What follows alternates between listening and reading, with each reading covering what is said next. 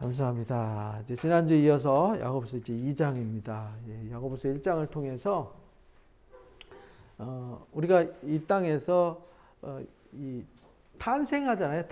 이게 탄생하면은 그리스도를 믿고 탄생했으면 가만히 있으면 안 되잖아요. 애기로 맨날 애기처럼 바둥바둥하고 누워 있어서 누가 먹여주는 것도 아니고 살려주는 게 아니기 때문에 탄생했으면 성장해야 되잖아요. 근데 성장하는데 세상 모든 만물이 그렇잖아요. 하나님의 섭리거든요. 섭리. 뭐 콩을 심고 뭐 풀을 심어도 심으면 이게 햇빛과 바람과 여러 가지 환경에 의해서 이게 시험을 당해요. 시험. 연단 받는다 그러죠. 연단. 테스트 과정을 거쳐요. 연단. 그래서 1장 제일 먼저 다룬 것이 시련이었어요.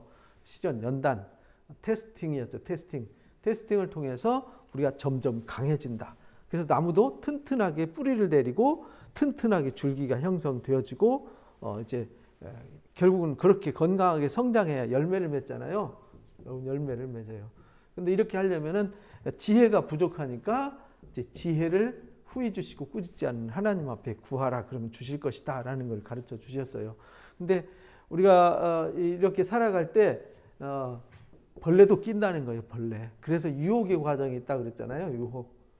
그것도 이제 우리말로 번역할 때 시험이라고 했는데 영어 성경에 보면은 여기는 테스팅으로 나오고 여기는 템프테이션으로 나와요. 템프팅으로 나오니까 우리를 하나님은 시험하지도 않고 시험 받지도 않는다는 말은 하나님은 유혹하지도 않고 유혹하실 수도 없는 분이라는 뜻이죠. 회전하는 그림자도 없으세요. 변하지 않으세요. 그러니까 하나님은 이거는 유혹이라는 거는 이건 부패시키는 거잖아요. 부패, 타락. 그래서 하나님은 부패시키거나 타락시키거나 잘못된 길로 끌어가시지 않는 분이다. 유혹이라는 건 나쁜 의미로 쓰여지는 거잖아요. 그래서 우리가 살아갈 때 말씀의 지혜를 우리가 구해야 되는데 듣기는 속히 하고 말하기는 더디해야 된다. 왜냐하면 우리가 많이 듣고 들은 것을 마음에 심기고 새겨서 그런가 해서 그 말씀의 의미를 알고 행해야 되는데 잘못하면 내 감정에 사로잡혀서 감정으로 행동하면 그것이 하나님의 의를 이루지 못한다. 그걸 이제 썩내는 거 이렇게 말했죠. 썩내지 마라. 썩내는 것이 하나님의 의를 이루지 못한다. 그리고 우리가 말씀을 들었으면 그 말씀의 도를 심긴 도를 마음에 새겨져서 심겨진 그 도를 행하는 자가 되어야 된다. 그래서 이제 최고의 경건은 약자들을 돕는 경건이다. 그때 약자들은 고아와 과부였다라고 이제 지난주에 배웠어요. 그래서 오늘 이제 2장에서 가르치시는 야고보 사도를 통해서 가르치는 행함은 뭐냐면 차별하지 말라는 겁니다. 내 형제들아 영광의 주 곧 우리 주 예수 그리스도에 대한 믿음을 너희가 가졌으니까 사람을 차별하지 마라. 믿음에는 차별이 없다는 겁니다. 그래서 2장에 이제 우리 제일 중요한 것은 인간에게 2장에서 제일 먼저 강조한 것이 차별을 강조한 이유는 인간의 본능입니다. 인간의 본능적으로요 강자한테 약하고 약자한테 강한 것이 이게 본성이거든요. 인간의 본성. 그러니까 인간의 이 본성, 차별이라는 건 인간의 이게 본성에서 나오는 겁니다. 강한 자한테 굴복하고 강한 자의 눈치 보고 하는 것은 뭐 나라와 민족을 구분하지 않고 똑같습니다. 그래서 이 본성을 그냥 본성이라 하지 않고 이게 죄의 본성이라 그러잖아요. 죄의 본성. 우리가 예수를 믿으면 없어지는 게 이거잖아요. 죄의 본성을 없애고 새롭게 되는 건데 그래서 우리에게 주신 게 그리스도 안에 있는 믿음이란 말이죠. 예수 그리스도에 대한 믿음이잖아요. 예수 그리스도에 대한 믿음은 요한복음 3장 14절에 아주 사도 요한이 단순하게 가르쳐 주셨어요. 모세가 광야에서 뱀을 든 것 같이 인자도 들려야 한다. 광야에서 하나님 말씀 불순종해가지고 막 불뱀을 보내주셔서 사람들이 뱀 물려서 막 죽어가잖아요. 그럴 때 제일 좋은 치유법이 뭐였냐면 가장 공평하고 공의롭고 빠르고 최고의 치유법은 구리뱀 만들어서 매달아 놓고 보는 자는 살리라. 이거 가장 쉬운 방법이잖아요. 가장 빠르고 약초 캐러 가다가 다 죽어버려요. 광야에 뭐 약초 캘 데가 있나요? 광야에서 불뱀 물려서 죽어가는데 약초 캘 때도 없고 약초 캐러 갔다 와서 조지하는 사이에 다 한두 명도 아니고 어떻게 해요? 우리는 뭐 독사 물려가지고 병원 후송 119로 빨리 안 불려가도 잘못하면 죽는데 언제 산에 가가지고 약초 캐다가 그거 제조해가지고 먹겠어요. 그러니까 남들이 볼 때는 구리뱀 보고 보는 자는 살리라 할 때 아이고 좀 미련하게 왜 그렇게 하냐 이렇게 말하지만 사실은 가장 지혜로운 방법이에요. 그래서 예수님이 하신 이 일이 고린도전서 1장에는 십자가의 도로 이렇게 표현하잖아요. 십자가의 도가 멸망하는 자들에게는 우습게 보이고 미련하게 보이지만 구원받는 사람들한테는 너무 쉽고 너무 간단하고 너무 빠르고 너무 정확한 방법이잖아요. 너무나도 공평하고 차별이 없잖아요. 뱀 물려서 죽어가는 사람한테 그거 뭐 거기에 똑똑하고 잘났고 잘생기고 부자고 가난하고 의미가 없잖아요. 뭐 하는 사람만 살아요? 보는 자, 믿고 이 불뱀 물려서 죽어가는 사람한테 이 놋뱀 보는 자, 이 보는 자는요, 이거 여기에는요 차별이 없어요. 남녀, 노소, 뭐 빈부, 귀천 없고요, 잘생기고 못생기고 아무 상관없어요. 그냥 보면 되는 거죠. 모든 사람에게 공평하잖아요. 그래서 예수님에 대한 믿음도 그렇다라는 거예요. 광야에 놋뱀을 든 것처럼 예수님이 십자가를 지시잖아요. 근데 십자가를 지신 예수 그리스도를 믿는 거는 빈부, 귀천, 남녀, 노소 뭐 차별이 없다는 거죠. 누구든지 예수 믿으면 하나님의 자녀가 되고 형제가 되는 건데, 예. 그래서 믿는 자마다 이건요 차별이 없어요. 믿는 자마다 영생을 얻게 하려고 했어요. 이게 차별이 없는 야고보서 2장에서 말하는 차별이 없는 믿음이란 말이에요. 이게 차별을 대하지 마라. 예수 그리스도에 대한 믿음을 너희가 가졌다면 차별이 그렇잖아요. 예수 그리스도를 믿는데 부자가 오면은 아이고 부자는 빨리 보고 저기 영생 얻으시고 저 가난한 사람은 봐도 영생 못 얻습니다. 뭐 이렇게 된다는 건 좀 말이 안 되잖아요. 말이. 그런데 사람들이 회당에서 만일 그랬잖아요. 만일 예를 들어서 설명한 거예요. 회당에 그 당시에는 이제 회당 예배가 있었잖아요. 회당 예배가 없어진 요 야고보서가 쓰여질 때가 60년대 초반이라 그랬잖아요. 빠르게 쓰여졌으면 40년대 후반부터 60년대, 그러니까 50년대 초 아니면 60년대 초, 그러니까 한 10년 상간에 쓰여졌다는 얘기잖아요. 근데 회당이 없어지고 회당 예배가 기독교인들에게 없어진 시기가 언제냐면 AD 85년이에요. 원래는 70년대 예루살렘 성전이 없어져 버렸잖아요. 로마 티토 장군에 의해서 도라나 도레남 장군 싹 무너져 버려요. 그러면서 제사드리던 제사장들과 사두개인들 그다음에 레위인들이 다 없어져 버리는 거죠. 우리 시편에 나오는 아삽 사람들, 고라 자손들이 없어지는 거예요. 그 사람들 직업이 없어지는 거잖아요. 성전이 없어짐으로. 그래서 지중해 서쪽에 얌리아라고 하는 동네로 도망가요. 그래서 거기서 이제 군집 생활을 하거든요. 거기서 군집 생활한 사람들이 율법을 연구해. 그 사람들이 바리새파 사람들이에요. 성경에 신약 성경 우리 복음서에 나오는 바리새파 사람들은 성경을 연구하던 사람들이잖아요. 바벨론 포로로 잡혀갔다가 거기서 성전이 없으니까 성경을 필사하고 성경을 공부하고 성경을 나누던 사람들인데 그걸 어디서 했냐면 회당에서 했잖아요. 그러다 보니까 자연스럽게 유대인들이 성전이 없어지니까 회당 문화가 발달한 거예요. 그래서 지금까지 2000년 동안 회당 문화로 유대교 종교가 이제 유지되는 거죠. 근데 그 회당에서 성경을 공부하고 연구하는데 AD 85년 됐을 때 기독교인들하고 유대인들하고 파만 다르고 같은 한 통속으로 생각했단 말이죠. 근데 유대인들이 기독교인들을 너무 싫어하고 미워했어요. 그래서 엄청 핍박했잖아요. 그래서 사도 바울도 57년에 잡혀가지고 59년까지 가이사랴 감옥에서 2년간 투옥 생활을 하잖아요. 사도행전 21장에. 그렇게 핍박당하다 보니까 유대인들이 꼴보기 싫다고요. 기도할 때, 회당에서 기도할 때 기도문을 낭독해요. 우리 이제 공동체 기도하듯이 우리는 이제 공동체 기도를 이제 통으로 이렇게 하지만 회당에서 기도할 때는 18, 18개 축복 기도문이 있어요. 축복 기도문을 이렇게 첫 번째, 두 번째, 세 번째 18가지 축복 기도문을 낭독하는데 거기 12번째에다가 나사렛 예수당들, 나사렛 예수 믿는 사람들은 저주받을지어다 라고 저주문을 삽입해 버렸어요. 같이 회당 예배 할 수 있어요, 없어요? 내가 회당 예배하면서 나사렛 예수 믿는데 나를 저주하여 주소서 이렇게 기도할 수는 없잖아요. 그래서 어쩔 수 없이 유대교와 기독교가 분리가 되는 거예요.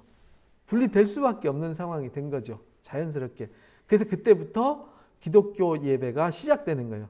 그러니까 기독교 초기 공동체는 회당 예배와 가정 예배로 유대 사회에서 또는 흩어져 있는 유대인들이 기독교인들과 함께 회당에서 함께 했었는데 70년대 되면서 성전이 없어지고 85년 되면서 완전히 이제 회당 예배가 기독교 역사에서 없어져 버린 거예요. 그리고는 가정교회나 지하 예배로 바뀌어 버린 거예요. 지하 공동체 예배로. 그래서 주로 85년 이후부터 이제 300년대 313년 종교자유칙령이 발표되는 그 사이까지 다 가정교회와 지하에서 예배를 했어요. 그런데 여기 이제 회당 예배가 나오는 거 보니까 아직 회당에서 예배 같이 하던 시대죠. 그래서 회당 얘기를 한 거예요. 왜냐하면 이 흩어져 있는 디아스포라 유대인들한테 썼다 그랬잖아요. 야고보 사도가. 그러니까 아직 유대인들이죠. 유대인인데 기독교인이잖아요. 회당에서 예배하는데 금가락지 끼고 아름다운 옷 입은 사람이 들어오고 또 남루한 옷을 입은 가난한 사람 두 사람이 들어온다고 치자. 근데 본능적으로 귀해 보이고 이제 화려하게 보이면 본능적으로 사람이 이 사람들을 우대하고 그 사람들한테 굽신거리는 것은 동서고금을 막론하고 똑같은 것 같습니다. 이 두 사람이 들어올 때 너희가 아름다운 옷 입은 자를 눈여겨보고 말하되 여기 좋은 자리 있습니다. 앉으십시오. 가난한 자에게 말하되 너는 거기 서 있든지 내 발등상 아래에 있으라. 이렇게 하면 너희끼리 차별하는 거 아니냐.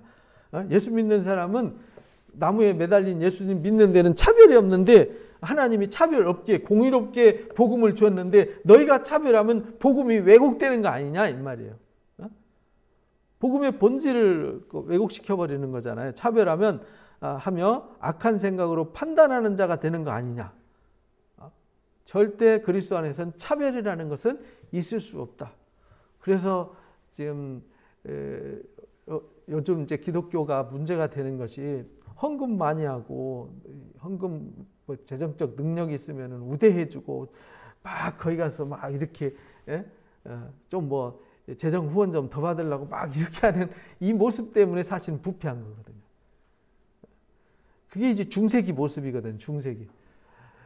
정말 가난하고 의지할 것 없는 사람이 정말 주님을 필요한 사람이잖아요. 주님을 의지해야 되고 교회가 그런 사람들을 받아주고 그런 사람들을 돌봐주고 해야 되는데 이제 거꾸로 된 거죠. 1세기 당시에는 인구의 절반 이상이 노예였어요. 그리고 고아와 과부들이 그렇게 많았어요. 그런데 고아와 과부가 많을 수밖에 없는 게 전쟁에 나가면 다 죽는 게 누구예요? 남자가 전쟁 나가잖아요. 가면 몇만 명씩 막 죽어버리니까 죽고 안 돌아오면 이제 가족 책임질 사람이 없잖아요. 그러면 아기 하나 낳아가지고 한둘 낳아가지고 30 낳아가지고 생활도 안 되는데 여인 혼자서 그 집안을 다 돌봐야 되는데 고대 사회, 고대 이스라엘은 수헌법이라는 게 있어서 형제가 대를 이어서 기업을 물려받아가지고 그 집을 보호를 해줬단 말이죠. 그런데 여기 1세기 당시에는 그런 것도 없어져 버린 상태란 말이죠. 거의 수헌법 이런 것도 거의 희박해졌고 헬레니즘으로 인해 가지고 헬라화되어 버렸고 로마화되어 버려 갖고 이제 혼잡해진 상태라서 구약 성경에 나오는 시대하고는 달랐단 말이죠. 그러다 보니까 정말 사회적 약자들이 많았어요. 그러다 보니까 말 그대로 거린이죠, 거린. 어디 구걸이나 하고. 뭐 우리 룻기에 나오는 이 룻도 모압에 갔다가 돌아와가지고 나오미하고 돌아와가지고 먹고 살 길이 없으니까 이삭 남의 농사 짓는데 추수하는 데 가서 이삭 주워서 나오미 시어머니를 공양하는 얘기가 나오잖아요.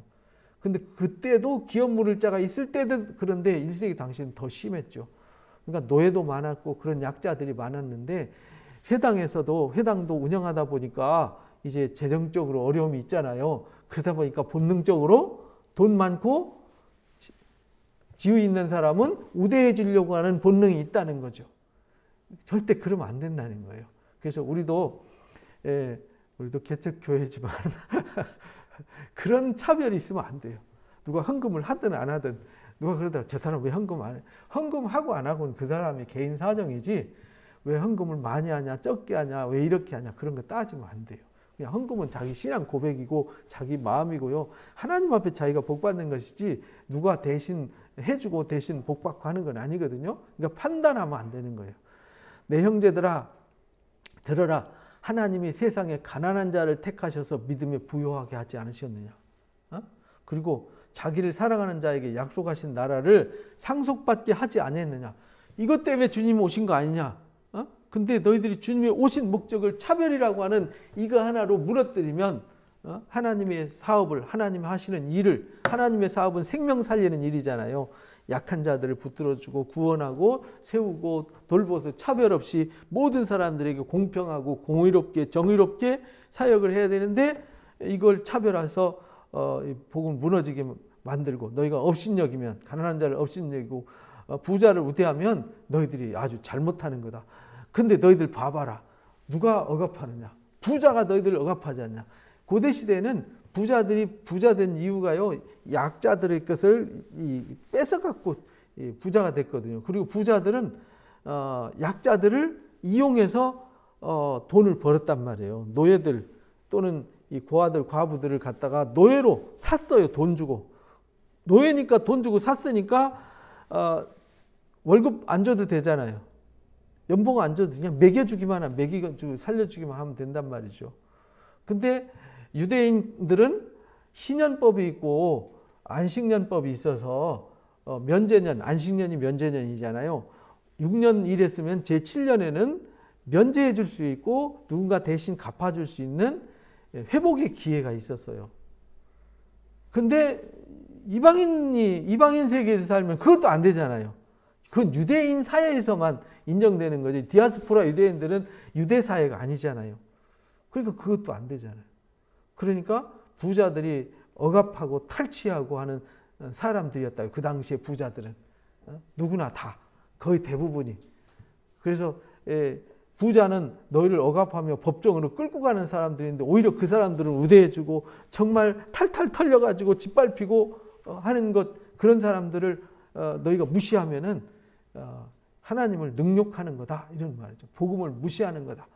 우리가 지금 새벽에 이사야서 이제 2장 3장 하는데 그 3장이 그 얘기거든요.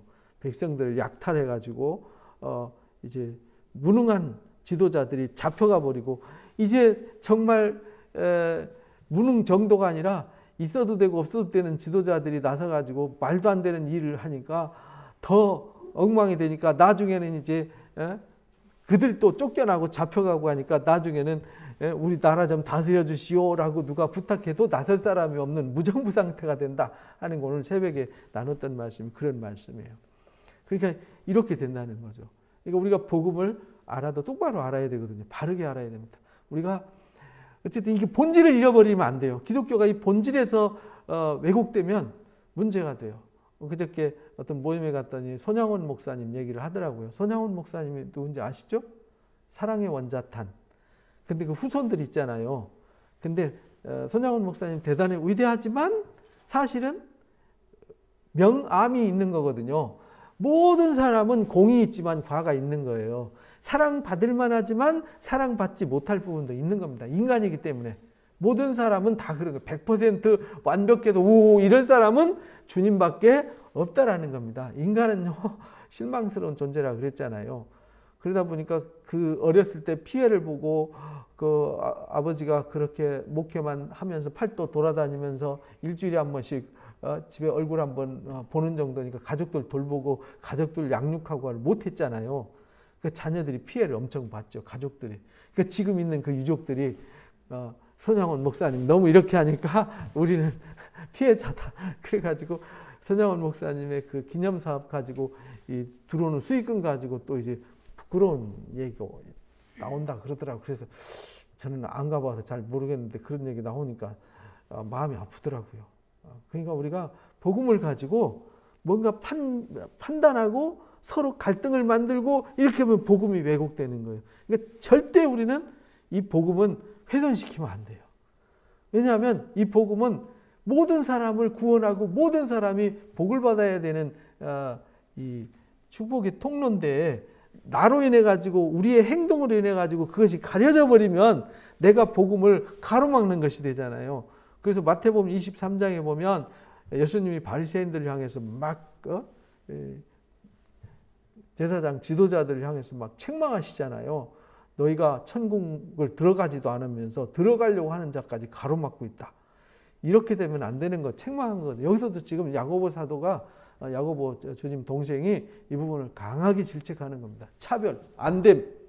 그래서 교회 안에서는 절대 누가 조금 모자라도 조금 부족해도 누가 좀 장애가 있고 좀 어려움이 있어도 절대 차별은 안 돼요. 누구나 똑같이 주님이 볼 때는 모두 다 똑같아요. 많이 가졌고 권력이 있고 뭐 잘생겼고 못생겼고 뭐 좀 부족함이 있고 없고 아무 상관없다는 거죠. 하나님의 나라는 모두에게 공평한 것이다 라는 것을 여기서 명확하게 가르쳐 주셨어요. 근데 1세기 당시에 교회 안에 이런 일이 허다했기 때문에 경고한 겁니다. 그들은 너에게 일컫는 바 아름다운 이름을 비방하지 아니하느냐. 그러니까요, 우리가 바라보는 주님을 오히려 핍박하고 비방하는 사람들이었다는 거죠. 너희가 만일 성경에 기록된 대로 내 이웃을 사랑하길 내 몸같이 하라. 이게 이제 레위기 19장 18절 말씀이잖아요. 예수님도 이 말씀을 인용해서 최고의 법을 두 가지로 요약해 줬잖아요. 신명기 6장에 하나님을 제일로 사랑하라. 레위기 19장에 내 이웃을 내 몸과 같이 사랑하라. 이 두 가지가 십계명을 압축한 거다라고 예수님도 말씀을 인용해서 가르쳐 주셨어요. 예수님이 새롭게 가르쳐 준 게 아니라 있는 말씀을, 원래 있는 거예요. 말씀은 있는 건데 사람들이 몰랐을 뿐이죠. 깨닫지 못했을 뿐이죠. 이렇게 하라 하신 최고의 법을 지키면 잘하는 거다. 그러니까 우리는요, 성경의 가르침 대로 이웃을 뭐같이요? 내 몸과 같이 사랑하는 거지 차별하면 안 된다는 거죠. 나도 차별당하면 기분 나쁘잖아요. 나도 남한테 비난당하면 기분 나쁘잖아요. 남한테 판단당하면 기분 나쁘잖아요. 그러니까 나도 남 판단하거나 정죄하거나 비난하지 말고 차별하지 말고 똑같이 사랑하는 것이 중요하다. 내 몸같이 사랑하면은 율법을 완성시킨 거다라고 예수님이 가르쳐 주셨잖아요. 만일 너희가 사람을 차별하여 대하면 죄 짓는 거다. 율법이 너희를 범법자로 정죄할 거다. 이렇게 가르쳐 주셨어요. 누구든지 온 율법 지키다가 하나 범하면 다 범하는 거잖아요. 100가지 죄 잘 지키다가 하나만 99가지 지키다가 하나 죄를 범해도 죄인, 10개 범해도 죄인. 죄인이라는 타이틀은 똑같은 겁니다.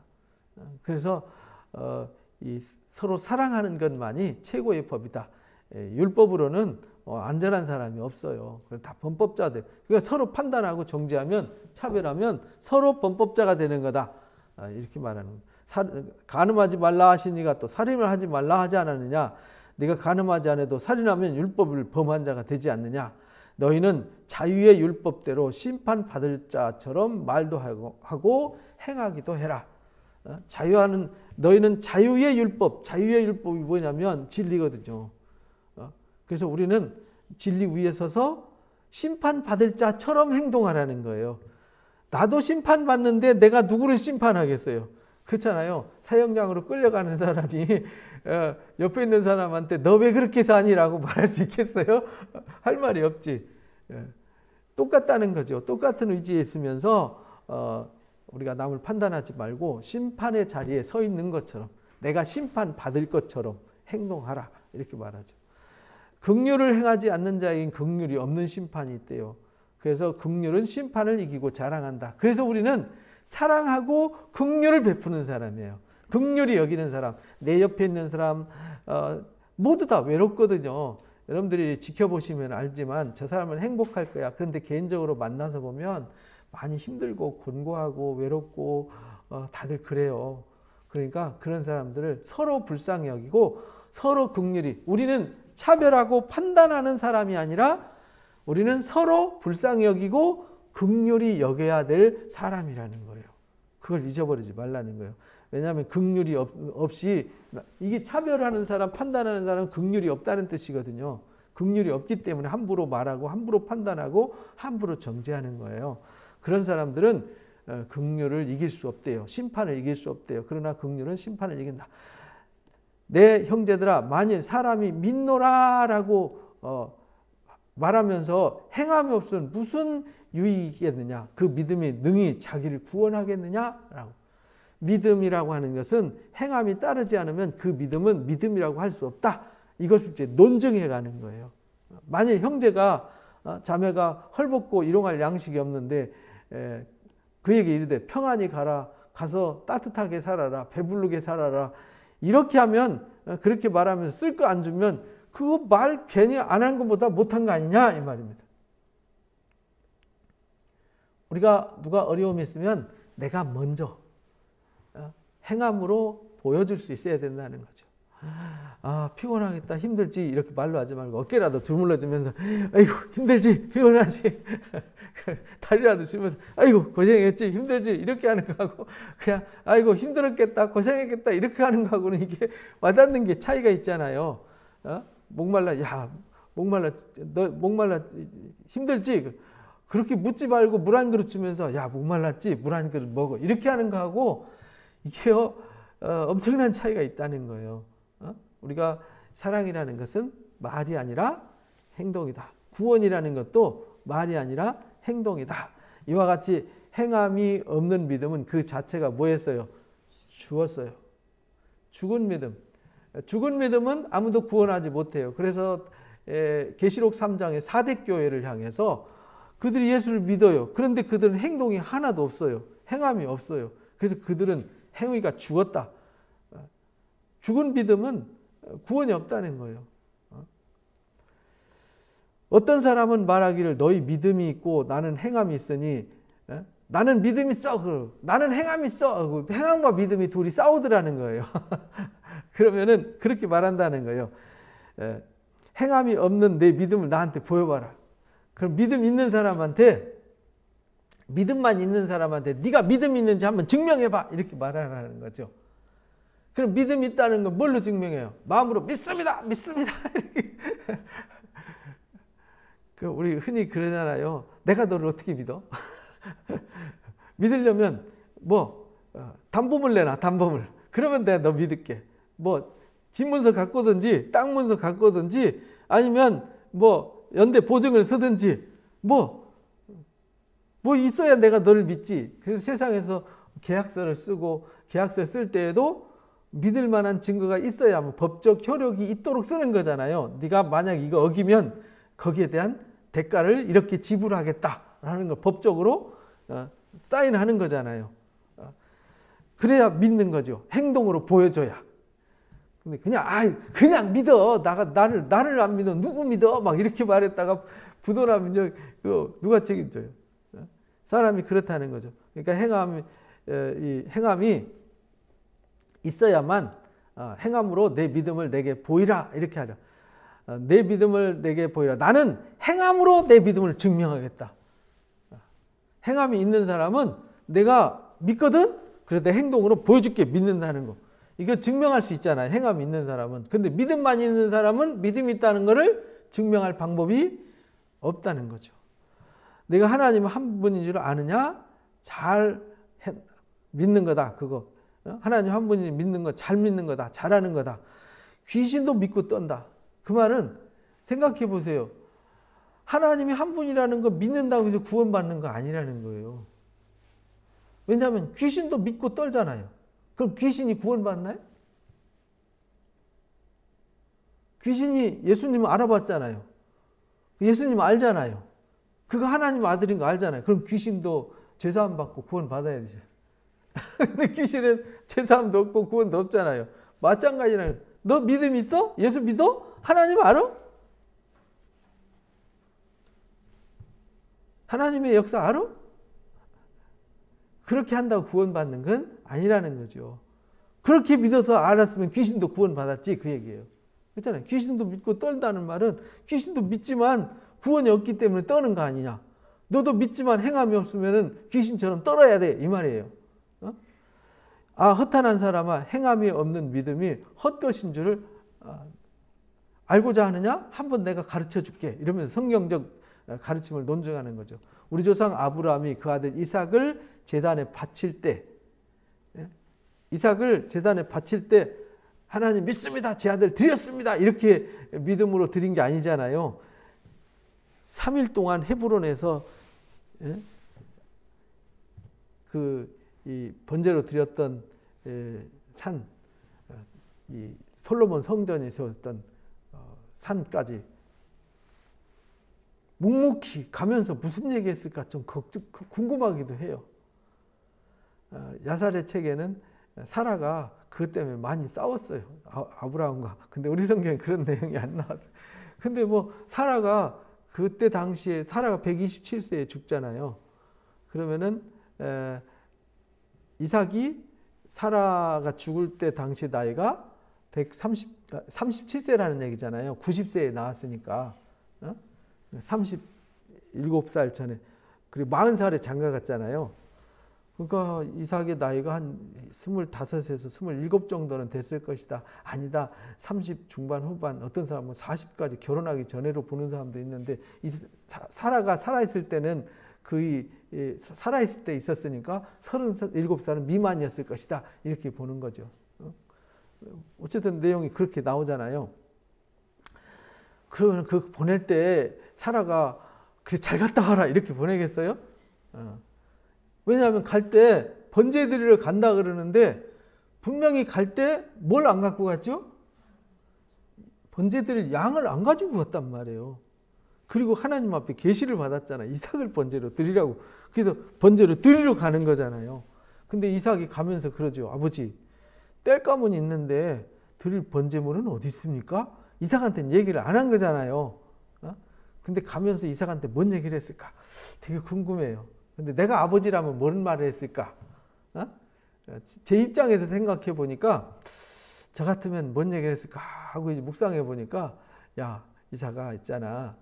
하나님이 너 이 땅에 태어나게 할 때 도저히 태어날 수 없는데 태어나게 하셨잖아. 하나님이 너를 통해서 민족을 이루고 너를 통해서 하나님 뜻을 이루신다 그랬어. 근데 너는 죽어도 반드시 하나님의 너를 통해서 목적 이룰 거야 라는 아마 이 약속의 비전을 심어주지 않았을까. 그러니까 묶어서 올려놓을 때 그 당시에 이삭이 예를 들어서 20 중반이라 그러면은 아브라함의 나이가 몇 살이죠? 100세에 나왔으니까 125세에 그 20살 30살 된 젊은이를 묶어가지고 올려놓을 때 이 영감탱이가 미쳤나 하고 내려오면요 정말 이 아브라함이 아무것도 못하잖아요. 근데 순한 양같이 딱 누워있는 모습을 보여주잖아요.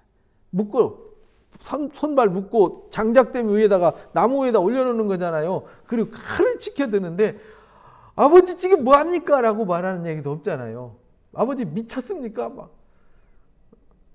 근데 히브리서 11장에는 뭐라고 그러냐면 이삭을 번제로 드릴 때 아브라함은 죽은 자에서 부활시켜서 다시 살릴 것을 믿었다. 왜? 이 이삭을 통해서 약속을 이룬다고 했기 때문이다. 라고 아브라함의 그런 믿음이 있었다. 이렇게 가르쳤어요. 그래서 여기 아브라함이 이삭을 바칠 때 행함으로 의롭다함 받았다. 행함으로 믿음이 있다는 걸 증명했다는 거죠. 그래서 이사야서 이제 41장에 보면은 아브라함을 하나님의 벗이라고 불렀어요. 이 뒤에 이제 야고보서 5장에서도 그렇게 말해요. 하나님이 아브라함을 벗이라고 칭했다. 뭐 때문에? 이 믿음 때문에. 그래서 이 믿음을 행함으로 인정받았다는 거죠. 내가 보거니와 믿음이 그 행함과 함께 일하고 행함으로 믿음이 온전하게 된 거다. 그러니까 우리가 믿음이 있는데 그 믿음이 온전해지려면 내가 행해야 된다는 거죠. 기도하라 할 때 기도해야 행함이 있는 거잖아요. 그죠? 말씀을 들어라 할 때 들어야 되잖아요. 읽어라 할 때 읽어야 되잖아요. 하지 마라 할 때 하지 말아야 되잖아요. 해라 할 때 해야 되잖아요. 하지 않는 것은 믿음이 없는 거고 말씀을 순종하면 믿음이 있는 거다. 그래야 하나님이 그 믿음을 통해서 역사하신다는 거죠. 그래서 그 믿음을 보시고 이미 어린 양을 준비하고 계셨어요. 아브라함이 이 번제로 드리려고 할 때. 그래서 아브라함이 깨달았어요. 하나님은 미리 아시고 준비하셨구나. 그래서 여호와 이레라는 말을 썼어요. 준비하시는 하나님. 이에 성경에 이른 바 아브라함이 하나님을 믿었으니 그것을 의로 여겼더라. 그래서 말씀이 이것을 의로 여기셨다는 말씀이 뭐였어요? 이루어졌고 그는 뭐라고 칭함받아요? 하나님의 벗이라고 칭함을 받는다. 그래서 하나님 벗이라. 우리가 믿고 믿음으로 행하는 사람은 하나님의 벗이 되는 겁니다. 그만큼 이제 하나님이 우리하고 뭐 하다는 거예요? 벗이라는 말은 가깝다는 거잖아요. 우리 인생에 벗이 있잖아요. 그 사람한테 내 속이야기까지 다 털어놓고 내 고민을 이야기해주고 나 도움을 청할 때 그가 기꺼이 그 어려움을 감내하고 나를 도와줄 수 있는 벗. 인생에 그런 벗이 있어야 되잖아요. 그런 벗이라 칭함받는다. 우리는 세상에 사람은 변해도 영원히 변치 않는 하나님이 나의 그런 벗이 된다. 정말 멋진 거 아닙니까? 우리 주님이 나의 그런 벗이 된다. 정말 큰 축복이죠. 그래서 이렇게 여김을 받았다. 이러보건대 사람이 행함으로 의롭다 하심을 받고 믿음으로만 되는 것은 아니다. 그러니까 믿음과 행함은 분리되는 게 아닌데 자꾸 믿음과 행함이 분리돼. 믿음이 먼저냐 행함이 먼저냐 닭이 먼저냐 달걀이 먼저냐고 똑같은 말이란 말이죠. 창조는 닭을 먼저 창조하셨지만 어쨌든 알에서 닭이 나오잖아요. 그것을 어떤 것이 먼저냐 순서냐를 따지는 것은 어리석은 일이라는 거예요. 그러니까 우리는 믿음이 먼저냐 행함이 먼저냐가 아니라 믿음이 있고 행함이 따라야 그 믿음이 온전해지는 거예요. 먼저는 믿음이죠. 근데 믿음이 있는데 믿음이 있다는 걸 증명하는 것은 행함이라는 거죠. 그러니까 우리 믿음이 온전해지도록 행하는 훈련. 그래서 그거를 훈련이라고 그래요. 디모데전서 4장에 그렇게 가르쳐요. 내가 경건에 이르기를 연습해라. 훈련하라는 거죠. 반복해라. 훈련해라. 연단받아서 훈련받아라. 그러면 그 복음으로 온전하게 된다. 이런 말이죠. 또 이와 같이 기생 라합이 사자들을 접대하여 다른 길로 나가려 할 때에 행함으로 의롭단 말이다. 그냥 라합이 난 당신들 하나님 믿습니다. 당신들 애굽에서 나왔고 이렇게 하나님이 역사하셔서 이 요단강 건너서 이쪽 와서 이 땅 다 점령할 거 믿습니다. 아멘 아멘 하고 있었으면요. 라합이 구원 못 받아요. 그들을 도와줬잖아요. 그리고 기억해달라고 해서 그들이 빨간 줄을 성벽에다 늘어뜨려라. 그러면은 우리가 쳐들어왔을 때 너희 집은 아무 해가 없을 거다. 네가 이걸 꼭 지켜야 돼. 네가 어기면은 우리 책임이 아니야. 네가 그 빨간 줄을 안 내린 건 네 책임이야. 그러니까 네가 믿지만 네가 행동하지 않으면 우린 책임 없어. 그건 네 책임이야. 이렇게 말한 거잖아요. 그러니까 우리가 믿지만 책임은 뭘로 지느냐? 행함으로 지는 거예요. 그래서 구약성경 에스겔서에서 가르치기를 각자 자기의 믿음으로 구원받는다. 자기의 믿음으로 의롭다함을 받게 된다. 이렇게 가르쳐 줬어요. 그래서 결론 한번 읽어보겠습니다. 시작. 영혼 없는 몸이 죽은 것 같이 행함이 없는 믿음은 죽은 것입니다. 그래서 우리가 영혼 없는 몸이 되면 안 되잖아요. 행함으로 의롭게 된다는 이 사실을 굳게 믿으시고 우리 믿음을 그래서 차별하면 안 돼요.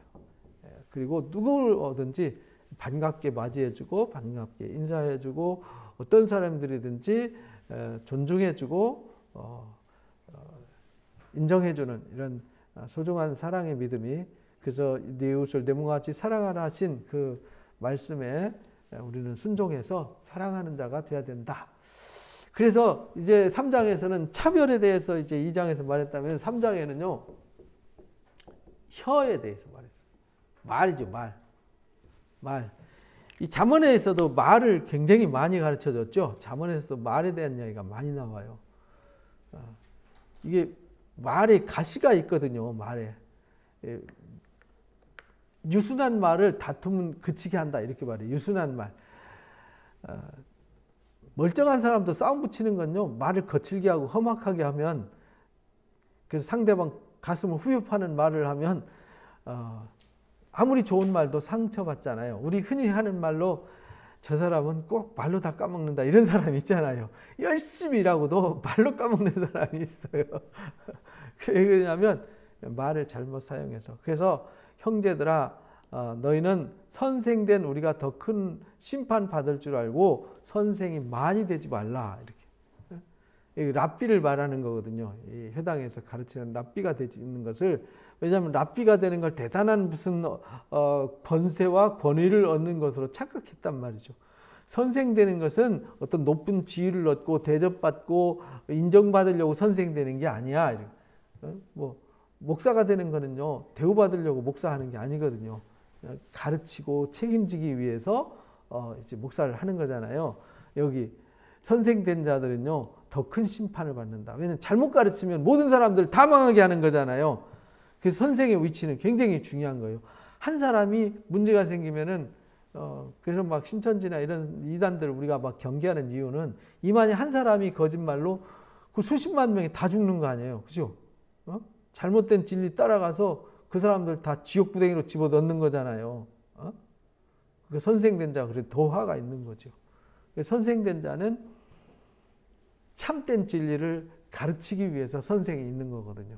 그래서 선생되는 걸 두려워해라 이렇게 말합니다. 우리가 다 실수가 많기 때문이다. 만약에 말에 실수가 없다면 온전한 사람이다.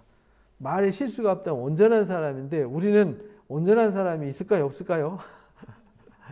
온전한 사람은 존재하지 않습니다. 우리는 다 부족하죠. 말은요, 재갈 물려서 말이 힘이 세잖아요. 이제 말이 호스 파워를 이제 75kg로 잡잖아요. 말 한 마리가 75kg를 끌 수 있다. 우리는 몇 킬로를 끌 수 있나요? 요즘 제가 이제 청년 때는요, 시멘트 40포를 한 손으로 팍 들어서 어깨에 짊어졌는데, 얼마 전에 공사장에 가가지고 제가 옛날 생각나서 40kg짜리를 한번 들어봤어요. 땅에서 안 떨어지더라고요. 그래서 충격을 먹었어요. 아, 이게 나이 먹은 거구나. 이게 안 들려요. 옛날에 이게 어떻게 번쩍 들렸을까? 이렇게 생각. 말이 나는 40kg도 못 드는데 75kg면 대단하잖아요. 그러니까 이게 그 엄청나게 힘센 말을 제갈먹여서 내 마음대로 움직이잖아요. 소도 콧 들어가지고 그 힘센 소를 내 마음대로 끼리앗 해서 밭을 갈고 이제 곡식 기계를 움직이게 하는 일을, 물맷돌을 돌리게 하잖아요. 물매라는 저 연자맷돌. 또 배가 광풍에 밀려가는 그 배도요, 뒤에 키 있잖아요. 키 하나로 방향을 잡잖아요. 야, 이 파도 있잖아요. 파도 막 8m, 9m 되는 파도 콱 이렇게 올 때 배가 옆으로 가면 이게 뒤집어지잖아요. 그래서 배는 항상 파도를 정면으로 타고 올라가고 이렇게 하잖아요. 근데 올라갔다가 팡 떨어졌다가 올라갔다 팡 그 해군들 보면 참 고생 많이 하겠더라고요. 그 배 타고 막 그 파도 많은 데서 막 근데 그 배가 방향이 틀리지 않도록 하는 게 이게 키 하나 갖고 움직인단 말이죠. 그 큰 배들, 엄청나게 센 물살에 휩쓸려 가는 그 배도 키 하나 갖고 움직인단 말이죠. 작은 키 하나로 사공의 멋대로 운행해요. 근데요, 우리 몸에 이 세치혀라 그러잖아요. 세치혀도요, 작은 지체인데 큰 것을 자랑하다. 대단한 힘이 있다는 거죠. 근데 얼마나 작은 불이 얼마나 많은 나무를 태우느냐. 작은 불씨 하나가 온 산을 다 태우잖아요. 그것처럼 이 작은 혀 하나가 온 사람을 다 죽일 수 있다는 거죠. 나를 죽이고 사람을 죽일 수 있는 무서운 권세가 있다는 거죠. 그래서 야고보는 이렇게 말해요. 혀는 곧 불이다. 성냥불 불씨가 하나가 온 산을 태우듯이 이 작은 말 한마디가, 김정은이 말 한마디가, 트럼프 말 한마디가, 시진핑 말 한마디가, 문재인 대통령 말 한마디가 막 뭐든지 막 이 세상을 움직이잖아요. 말이 참 무서운 겁니다. 불의의 세계라. 혀는 우리 지체 중에 온몸을 더럽히고 삶의 수레바퀴, 생의 수레바퀴를 불사르는 이 놀라운 힘이 있다는 겁니다. 그 살아나는 것이 지옥불에서 난다. 이 셋째가 지옥불과 이제 비교를 했어요. 야, 무서운 거죠. 그래서 혀 무섭다. 그래서 이 1장에서 듣기는 뭐하고요? 속히하고 말하기는 더디하라. 이게 지혜다. 그래서 우리가 항상 무슨 일 할 때 감정이 확 올라오면 우리가 싸울 때 그러잖아요. 싸울 때 보면 싸우는 사람들 자세히 보세요. 내가 말하면은 저 사람이 생각해보고 말하는 게 아니라 서로 말하면서 막 싸우잖아요. 아기다툼을 하잖아요. 서로 내 말이 옳다고 막 감정 있는 얘기, 나 이래서 서운해, 너 그래, 그래서 어쩌고 저쩌고, 그래서 어쩌고 저쩌고 막 이제 생각 없이 막 해나누고 나중에 미안하다, 내가 이 말을 안 했어야 되는데 막 이러면서 이게 우리 인간의 모습이라는 거죠. 이게 생애. 그래서 이거 말 한마디로 얼마나 많은 사람들이 상처받고, 이 칼은, 이 보여지는 칼은 찌르고 수술해서 흔적을 성형수술해서 없앨 수 있는데요. 마음의 칼로 상처를 준 건요, 천국 갈 때까지 있어요. 참 이 말의 상처가 참 무서운 거죠. 여러 종류의 짐승, 새, 벌레, 바다의 생물은 다 길들여져요. 근데 길들여지지 않는 게 딱 하나 있는데 그게 뭐예요? 혀. 요게 길 안 들여진대요. 근데 요거 길들여지지 않는데, 길들이려고 돌을 닦고 수행을 백날 해봤자 털 3개만 뽑으면 욕이 나온다는 거예요. 우리 그 충청도 버전이 있거든요. 충청도 사람 다리에 털 하나 뽑으면 에이 하지 말래니까 하다가 두 번째 딱 보면 하지 말랬잖아, 이렇게 세 번째 하면 하지 말랬잖아 해가지고 이제 폭력이 나온다는 거예요. 그러니까 이게 우리 말은 아무리 절제하고 아무리 훈련해도 누가 와서 이 마음을 건드리면, 마음에 상처를 주면 다 뒤집어진다는 거죠. 그러니까 이 말은 세상에서는 길들일 방법이 없어요. 그래서 여기 죽이는, 여기는 쉬지 않는 악이요 죽이는 독이 가득한 거다. 이 혀, 이게 중요하죠. 이것으로 하나님을 찬송도 하고 하나님 형상대로 지음받은 사람 저주한다. 이건 말이 안 되지 않냐. 어떻게 한 입에서 찬송과 저주가 나오겠냐. 이것은 마땅하지 않다. 그러면서 여기 이제 어떻게 샘이 한 구멍에서 쓴물과 단물이 함께 나올 수 있냐. 내 형제들아, 어찌 무화과나무가 감람열매를, 포도나무가 무화과를 맺겠느냐. 이와 같이 짠물이 단물을 내지 못하느니라. 이럴 일이 없다는 거죠. 그런데 우리는 그러고 있다는 거죠. 세상에 어떤 것도 그런 게 없는데 우리 혀만 저주와 찬송을 같이 하고 있다는 거죠. 세상 만물이 어떤 것도 두 가지 열매를 맺지 않아요. 짠물과 쓴물을 같이 단물을 같이 내보내지 않아요. 그래서 여기 이제 13절부터 가르쳐 준 것이 중요해요. 여기 이제 해답이 나오는 거죠. 너희 중에 지혜와 총명이 있는 자가 누구냐. 지혜와 총명이 있었으면 좋겠다 이 말이죠. 지혜와 총명이 있어서 이걸 좀 알았으면 좋겠다. 세상에서는 길들일 방법이 없다. 혀를.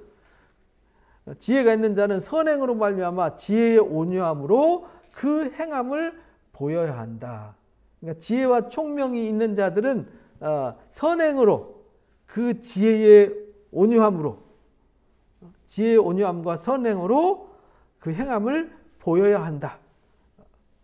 쓴물과 단물을 같이 내지 않고 단물만 낼 수 있게 해야 된다. 그러려면 어떻게 해야 되냐? 지혜와 총명과 선행이 우리한테 있을 때만 가능하다. 그러나 우리 마음속에 독한 시기, 다툼 이런 것이 있으면 말하지 말라. 자랑하지 말라는 말은 말하지 말라는 말이죠. 그래서 우리가 할 수 있는 것은, 방법은 이거 하나밖에 없다는 겁니다. 우리 마음에 시기가 있고 다툼이 있고 불편함이 있으면은 말하지 말라는 거예요. 듣기는 속히 하고 말하기는 더디하라. 이게 지혜라는 거예요. 자랑하지 말라. 진리를 거스러서 거짓말하지 말아라. 이러한 지혜는 우리로부터 온 게 아니라는 것을 분별해라. 그래서 우리가 지혜는 분별력이라고 그랬잖아요. 우리가 이 혀를 다스릴 수 있는 유일한 방법은 하나님의 지혜와 총명이 있어서 이것을 분별하는 것밖에는 답이 없다. 땅 위의 것이 아니고 정욕의 것이요 귀신의 것이다.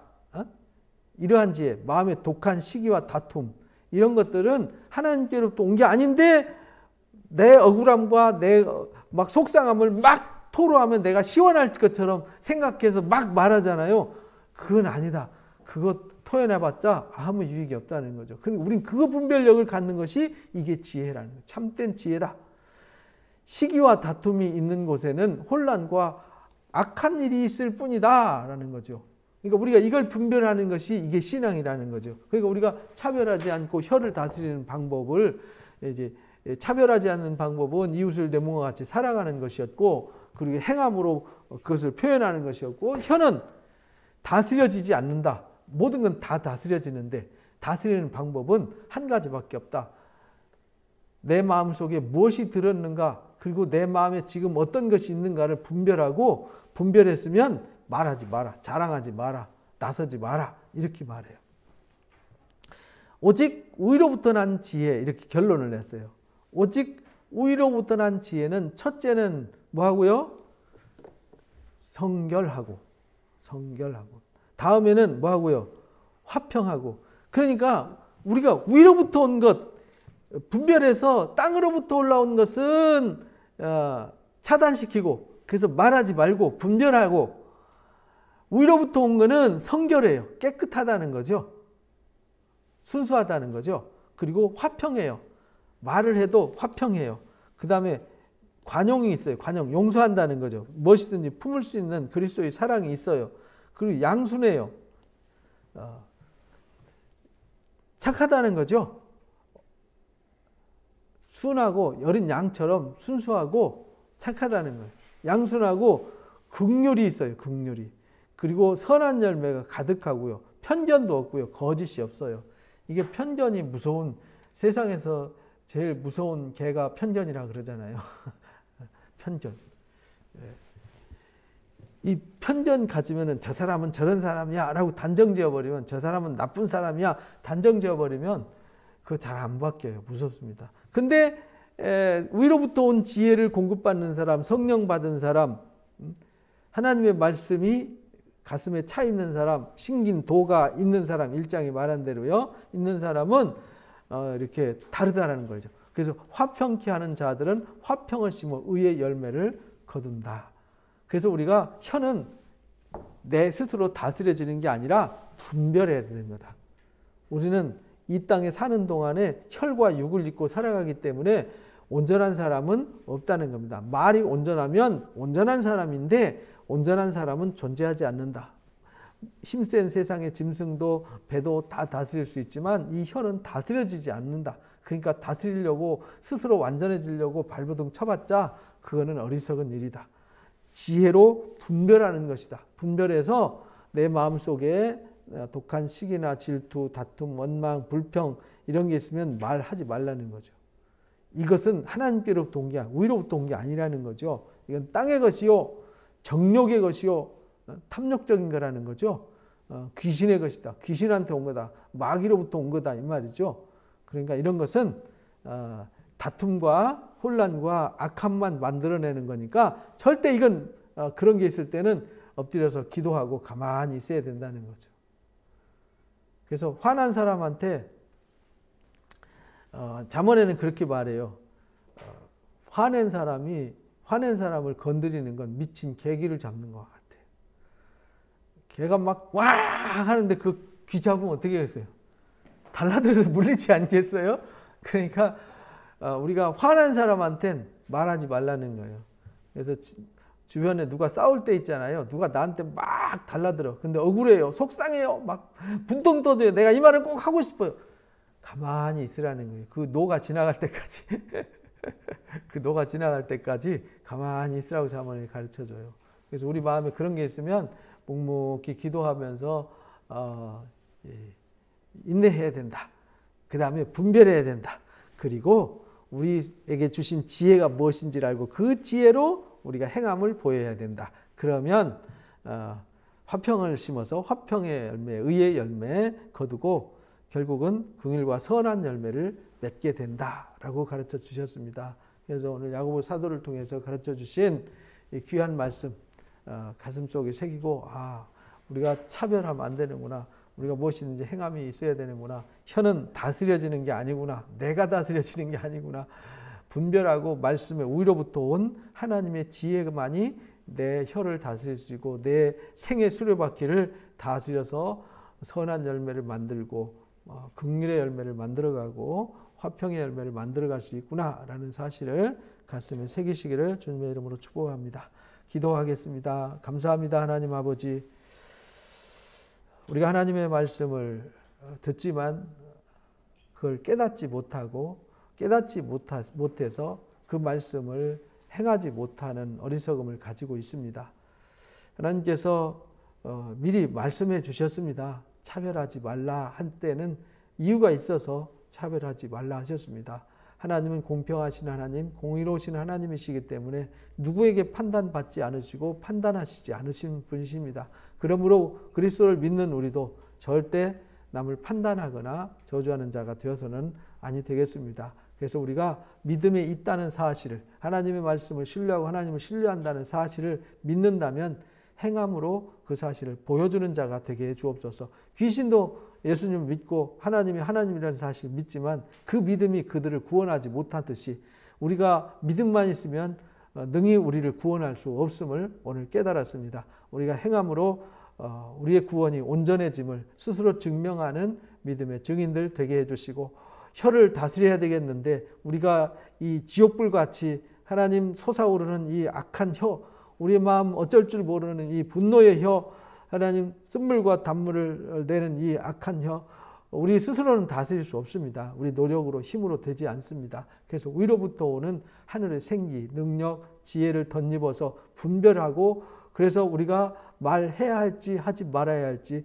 이것을 어떻게 행할지 그 행함을 분별하고, 우리 마음속에 악한 생각과 어둠의 생각이 있을 때에는 말하지 아니하고 우리에게 주신 하나님 소중하고 성결한 마음과 우리 마음속에 화평의 마음과 관용의 마음과 하나님 긍휼과 의의 열매가, 우리 의의 성품이 우리 가운데 새겨졌을 때 우리가 그리스도의 편에 서서 온유함으로 말하는 자가 되게 해주셔서 화평으로 화평을 이루어가는 의인들이 되게 하여 주옵소서. 감사합니다. 영광받아 주옵소서. 우리 주 예수 그리스도 이름으로 기도합나이다. 아멘. 하늘에 계신 우리 아버지여, 이름이 거룩히 여김을 받으시오며 나라에 임하옵시며 뜻이 안에서 이루어진 것 같이 이 땅에서 이루어지이다. 오늘날 우리에게 용할 양식을 주옵시고 우리가 우리에게 죄 지은 자를 사하여 준 것 같이 우리 죄를 사하여 주옵시고 우리를 시험에 들지 말게 하시며 다만 악에서 구하옵소서. 나라와 권세와 영광이 아버지 앞에 영원히 있사옵나이다. 아멘. 고맙습니다. 수고했습니다. 고맙습니다.